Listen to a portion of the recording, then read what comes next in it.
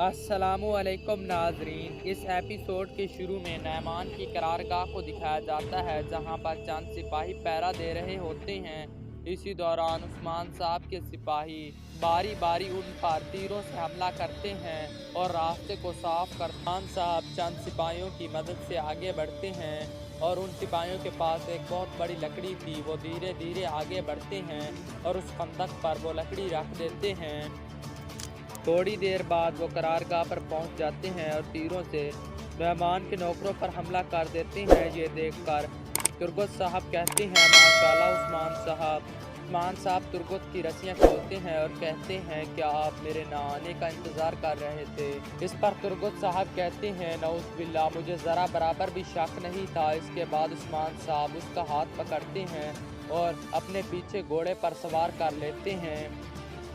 इसके बाद उस्मान साहब होने लगते हैं। इसी दौरान नैमान का खास सिपाही कहता है, भागने मत देना इन्हें। थोड़ी देर बाद उस्मान साहब अपना रास्ता बदल लेते हैं, जबकि नैमान के सिपाही धोखा खा के आगे चले जाते हैं। थोड़ी देर बाद तुर्गत साहब और उस्मान साहब एक जगह रुक जाते हैं और उस्मान साहब तुर्गत को गले लगाते हैं। इसके बाद तुर्गत साहब कहते हैं, वो दोबारा हमला करेंगे, वो बेगैरत, उनकी गैरत नहीं कहेगी कि वो चुप बैठे रहें। अब वो मंगोल सिपाही कोनूर की तरफ बढ़ रहे होते हैं। दूसरी तरफ कोनूर अपने सिपाहियों के साथ घात लगाए बैठा था। कोनूर के सिपाही उनका रास्ता रोक लेते हैं और उन पर तीरों की बरसात कर देते हैं। इसके बाद उस्मान साहब को दिखाया जाता है, जो कि कहते हैं, अब हम करारगाह को तबाह करने के लिए जा रहे हैं।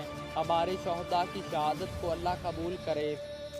जिसके बाद उस्मान साहब अपने घोड़े पर सवार हो जाते हैं और कहते हैं, सिपाहियों, अब मैदान हमारा है, और करारगाह की तरफ बढ़ने लगते हैं।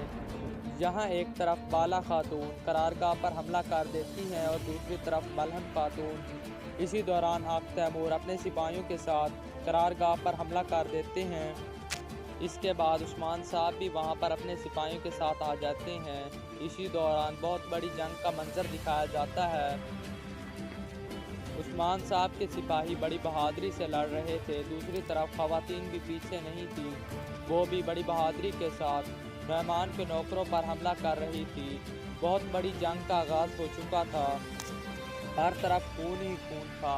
दूसरी तरफ मेहमान को दिखाया जाता है, जो कि बहुत ही तेज़ी से अपनी करारगाह की तरफ बढ़ रहा होता है। फिर कुमराल अब्दाल और अलाउद्दीन को दिखाया जाता है, जो कि कहते हैं, तुमने भेड़िए और शेर का वाक़या सुना है?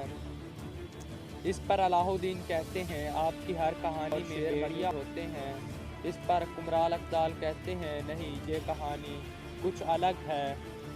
कुमराल अब्दाल साहब कहते हैं, ये भेड़िया कुछ अलग है, जो कि सिर्फ अपनी आवाम के बारे में सोचता है। जबकि जंगल के दूसरे किनारे का बादशाह एक मगरूर शेर था, जो कि सिर्फ अपने बारे में सोचता था, अपनी रियाया के बारे में नहीं सोचता। वो बहुत तकब्बुर में था। उसने तकब्बुर में अपनी रियाया को ख़त्म कर दिया और फिर भेड़िए की तरफ निगाह बढ़ा ली। इस पर उरहान साहब कहते हैं, वो अपनी जिसामत के बारे में नहीं सोचेगा, बल्कि शेर को सजा देगा। इस पर कुमराल अब्दाल कहते हैं, नहीं, भेड़िया शेर को शिकस्त नहीं दे सकता, इसका कोई और हल होगा। दूसरी तरफ उस्मान साहब को दिखाया जाता है, जिनके सिपाही बड़ी बहादुरी के साथ मंगोल नौकरों को वासिले जहन्नुम कर रहे थे।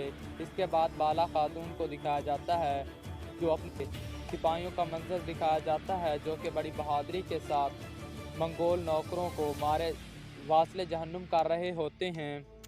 मुख्तसर ये कि उस्मान साहब अपने सिपाहियों के साथ मंगोल नौकरों को गाजर मूली की तरह काट रहे होते हैं। फिर उस्मान साहब कहते हैं, हर कोई अपनी जगह संभाल ले। इसी दौरान तमाम सिपाही दौड़ते हुए अपनी जगह संभाल लेते हैं।